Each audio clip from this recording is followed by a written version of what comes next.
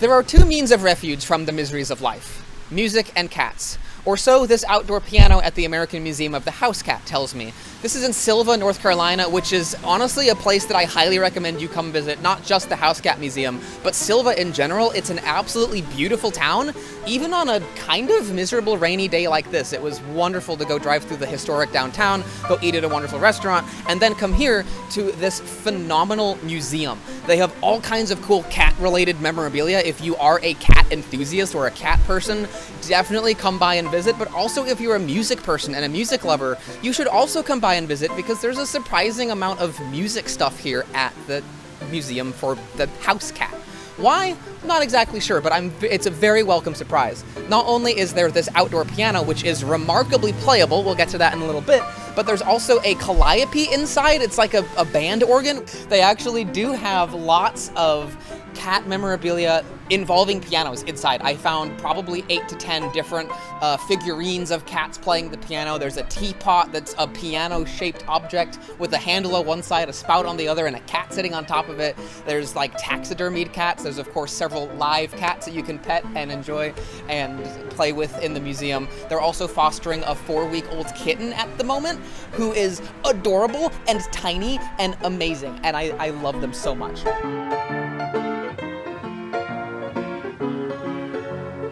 But anyway, let's talk about this piano. What is it? I have no idea. Like, genuinely, I have no idea what this thing is, and the reason for that is because the lid has been painted closed. I also really enjoy this piano. It is not perfect by any means. It is out of tune, and that's probably its biggest problem as far as an outdoor piano goes, because it plays really well. It is a dream to play. For a spinet piano, which are known to not have very good actions, and for an outdoor piano, which is known to have any number of problems because pianos aren't meant to be left outside where the humidity and the rain can get to them, considering all of those factors, this piano is in very playable condition.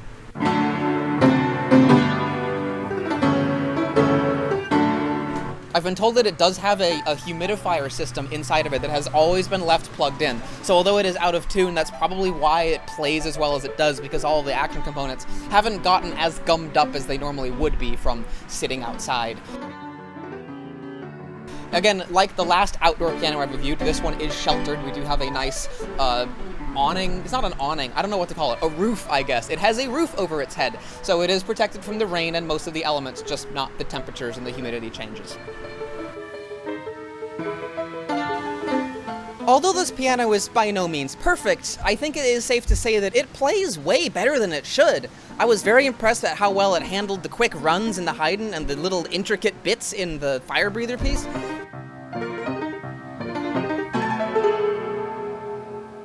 And it's also just a joy to play when you play some ragtime music on it, or even some gentle ambient piano music. Although it does have some trouble when you're trying to play it as quietly as possible. Some of the notes tend to not sound because there are inconsistencies from key to key, and we do have one dead key up here. Other than that, though, it plays amazing. Way better than you would think for an outdoor piano that's some crappy little spinet that most people would not even think about. It's wonderful to play, and I absolutely enjoy it.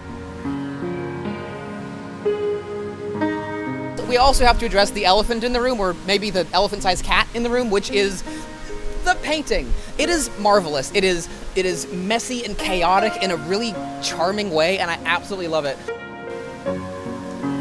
The artist who painted this piano is Bailey Craig Studio. His Instagram tag over here is on the piano, which is cool.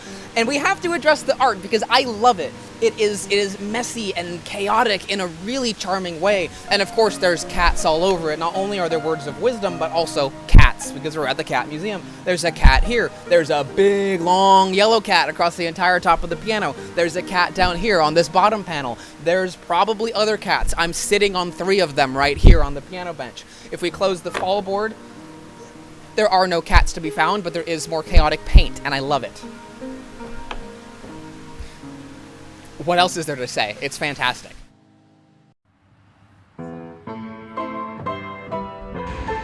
One thing I think is very amusing about this piano is that during the painting process, the keys were not very well protected, so they have lots of paint on them, and some of them are kind of a sensory nightmare, like this one that has a big glob of paint on it, but most of it you hardly notice. What I did notice, though, is that they give the keys a very grippy, tactile feel to them. Many people praise ivory key tops for having that same feel, for allowing for absorbing sweat and allowing the pianist's fingers to stick well to the keys when you're playing. Whatever this paint is, I know it's a mixture of acrylic and oil paints, whatever this is, has the same effect to an even greater degree. For better or for worse. Some may like it, some may hate it. I thought it was very interesting. So if you have a piano with extremely slippery keys, I suppose one way of fixing that is to splatter paint on it. It also just looks kind of neat. I don't know, I love the sloppy aesthetic of the paint job on this piano. It is so well done. I love it. We forgot about one important detail, though.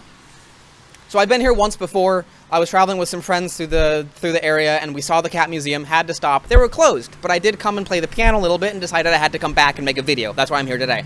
But when I was there, I noticed that inside the piano bench, there's cat-themed piano music. So we're going to try my hand at sight reading some stuff, and I'm just going to open up the piano bench, grab something, and play something. We'll see how it goes. Probably not very well.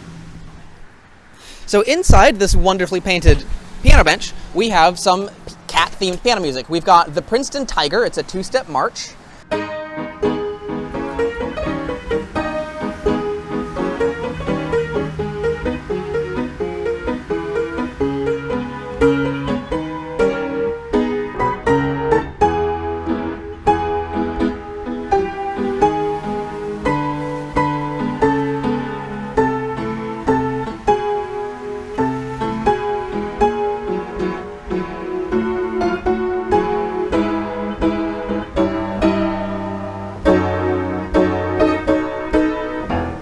I like this song. This is awesome.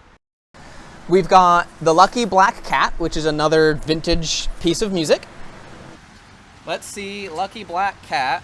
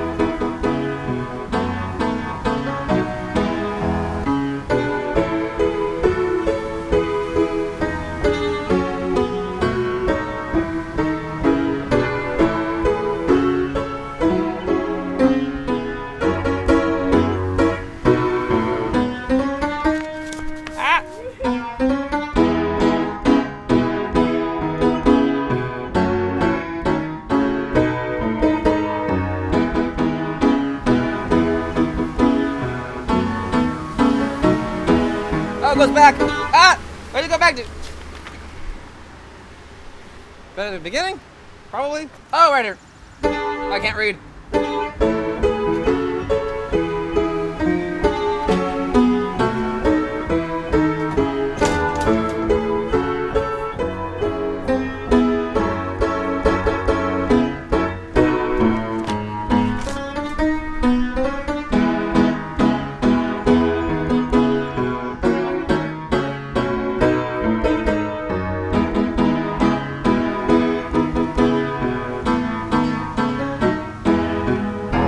That one's fun. And we also have the Cat Concert, which is 6 compositions for the pianoforte. I think this only has one of the pieces, though. This is Kitty Kitten's Dance by Russell Gilbert. And then we've got the Cat Concert, which I did last time, a very easy piece. I'll mess it up for sure, though. I'll find a way.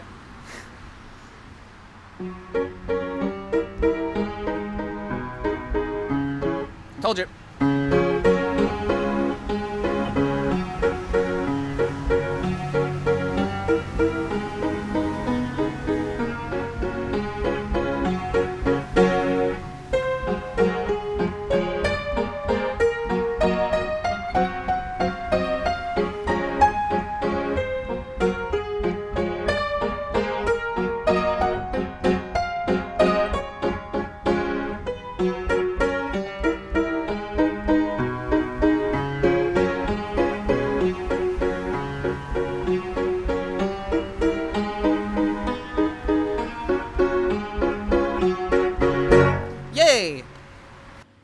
that's really fun that they have like vintage cat-themed music inside of the piano bench. It's a detail probably nobody would ever notice, but it's adorable, and I love it. And these are very fun pieces to play as well. I think my favorite's probably the Princeton Tiger, followed by the Lucky Black Cat, and then Cat Concert. They're fun. I think we should go inside and check out the cat museum, though, because there's some cool stuff in there.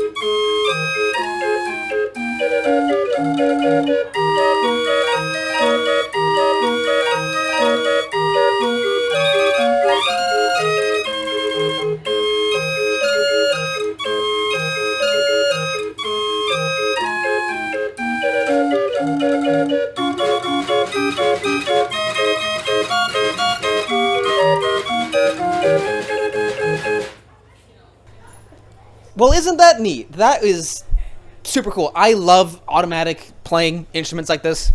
What this is some people call it a Calliope, some people call it a band organ. Here at the Cat Museum, they just call it a pipe organ. It's a little bit more than a pipe organ, though, because, yes, you do have the wooden flute pipe, so you also have a snare drum over here, and you have a bass drum with a cymbal attachment over here. So it's a little bit more than a pipe organ, and it is really cool. I'm not an expert on these things by any means, so I don't have a ton to say about it, but it's so cool, and I love that it's here at the American Museum for the House Cat. Hopefully you enjoyed the video of this interesting little outdoor piano at the American Museum for the House Cat.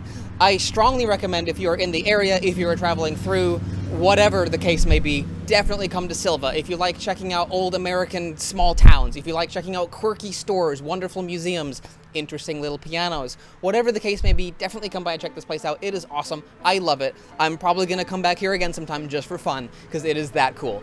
Thank you very much to the amazing folks here who let me just show up and record videos of all of their stuff for free, which was wonderful. Thank you very much to the viewers like you who sort of make these videos possible in a way. I wouldn't be doing it otherwise. Thank you very much. I hope you enjoyed the video, and I'll see you in the next video. I've got tons of other weird videos about goofy pianos like this one. I got a couple outdoor pianos. I got a couple more outdoor pianos coming in the future. A lot of cool stuff coming up, so stay tuned for that. Thank you for watching.